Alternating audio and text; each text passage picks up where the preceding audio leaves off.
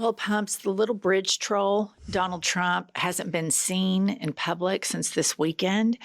And I've been studying the president's schedule, and he has one of his show and tell, where he signs executive orders and proclamations in the Oval. And it said closed to press. And I thought, well, that seems weird. That seems really, really weird. Now, this is a very fast moving news pace. And by the time our editors make a thumbnail and pop this up on YouTube, I'm sure the bridge troll will come out from underneath the bridge with fresh, new orange makeup. But it's just something we're keeping a little eye on. Please comment below. Do we think he had plastic surgery? Do we think he had a stroke? Do we think he's sick? Do we think he's pilled out? Do you think he's in the fetal position because he's so upset that his boyfriend, Elon Musk, threw the big, beautiful bill under the bus on his platform X and called it an abomination? I mean, this is a betrayal that the Trump I know, the little bridge troll that I know, would be throwing feces all over Lie Social right now. And the silence is deafening. So we have no choice but to go to Moses Mike Johnson for answers. Play the clip. Well, I tell you, I called Elon last night and he didn't answer, but I hope to talk to him today. I mean, it's not, it's very friendly, and we've laughed about our differences on. Hilarious. So funny. So Musk is ghosting Moses Mike. What are your thoughts on that? First of all, I love it so much that Donald Trump and Elon Musk are in a fight. Here's my thing. I even if Trump was visible and he was show and telling his executive orders, I think Elon Musk has so much over him. He can't go as hard at Musk as he would a normal person that didn't own him. And the fact that Moses Mike is getting ghosted by Trump's boyfriend brings me so much happiness.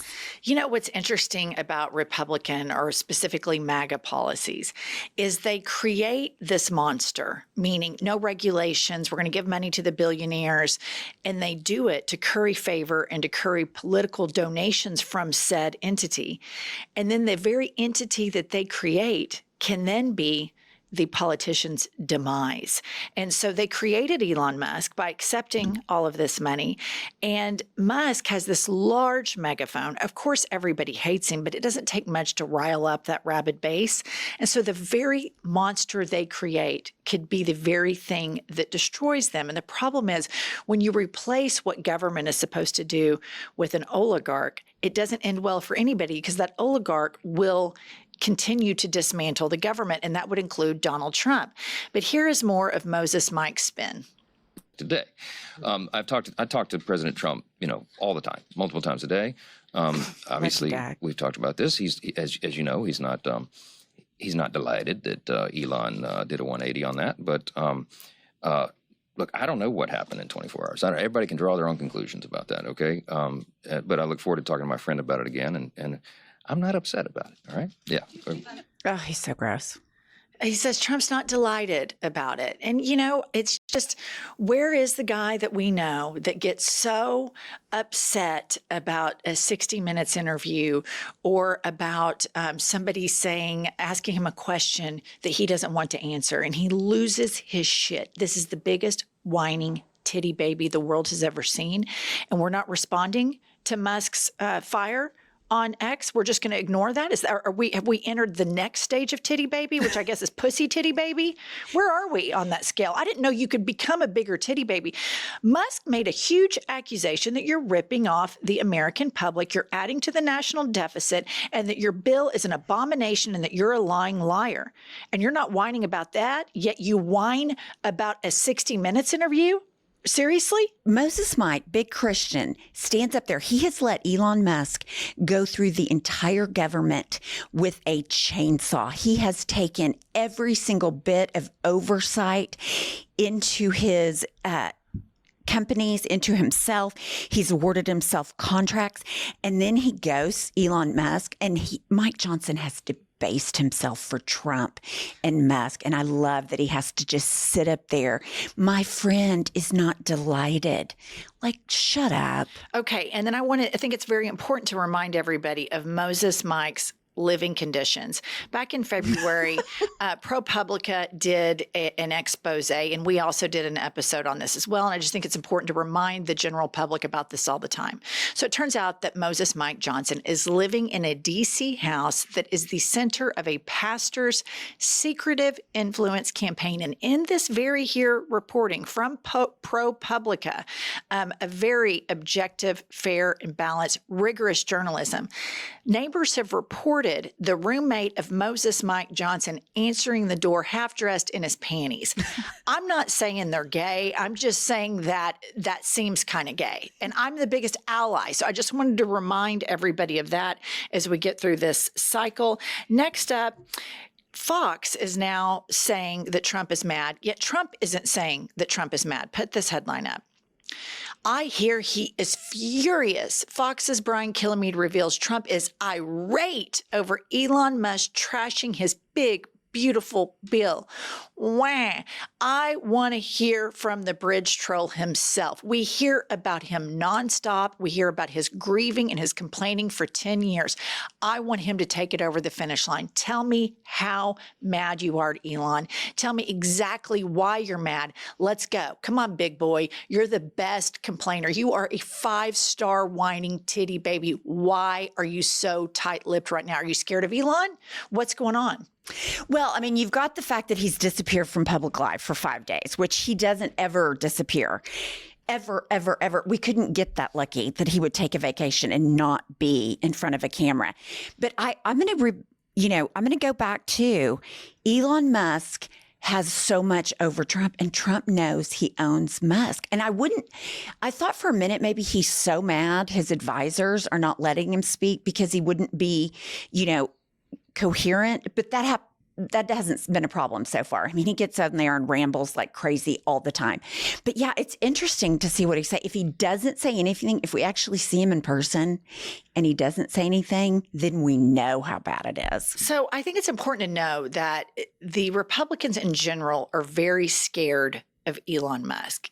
Elon Musk wields a very big stick over them, as evidenced by the $300 million investment into Donald Trump, and as evidence that he bought Twitter, radicalized it, turned it into a white supremacist hellscape.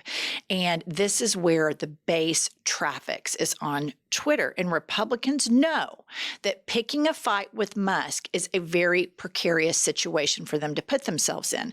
Trump knows this because the arbiters of information have more power oftentimes than people who hold facts or positions of power. And so put up this headline. Horrified Republicans scramble to avoid an all-out war with Elon Musk. And this to me just shows how this MAGA party has no conviction at all.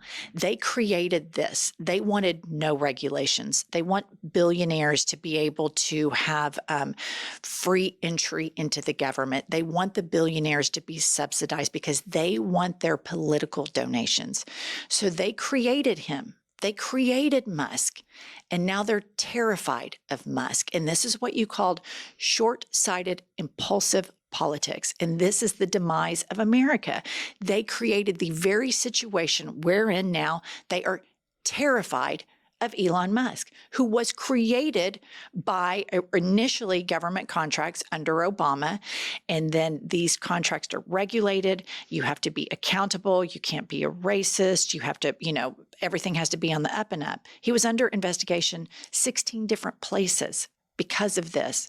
He gets in, chops all that down, and these cowardice Republicans are scared of the very monster that they create. And this is who the Republicans want to fight for.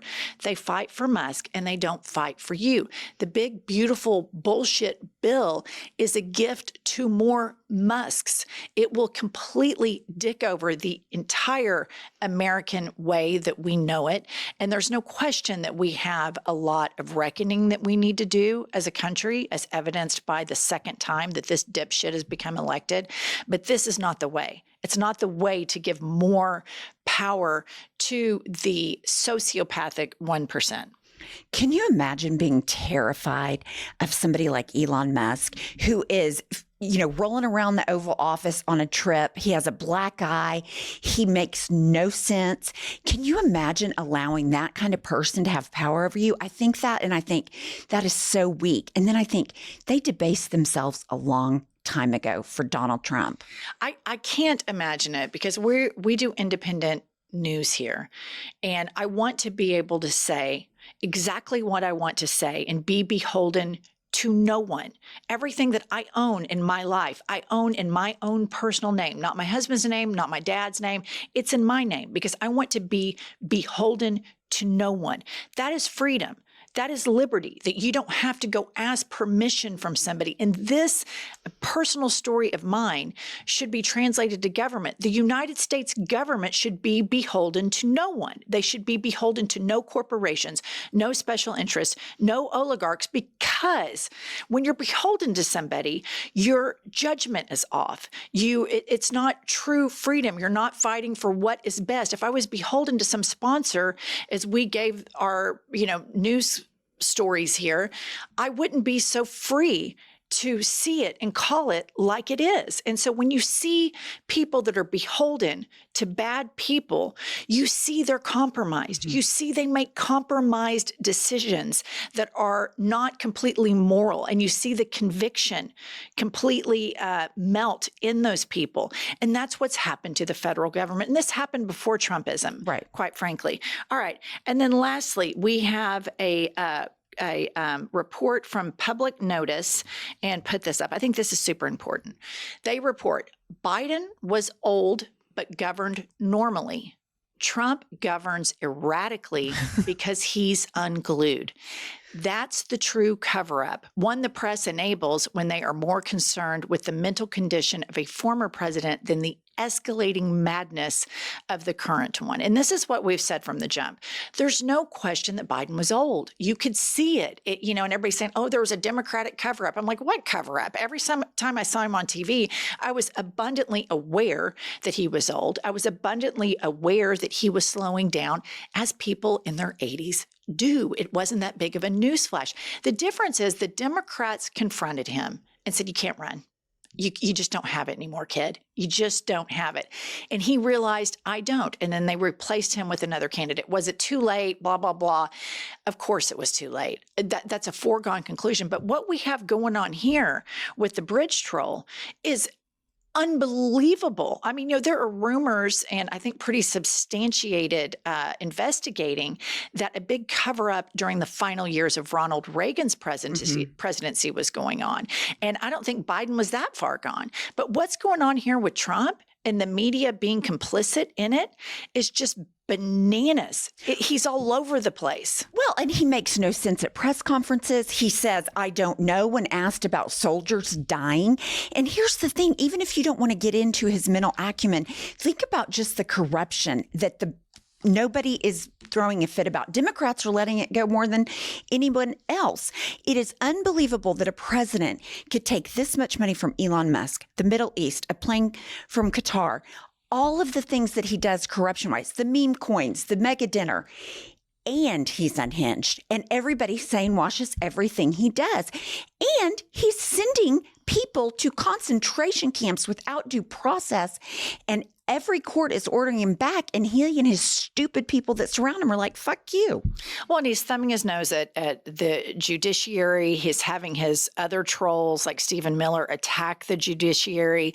It is literally suicide of the United States of America. And the person pulling the trigger of the suicide of our superpower is Donald Trump, as reported in the Washington Post editorial, which I am just as shocked as anybody that Jeff Bezos allowed that.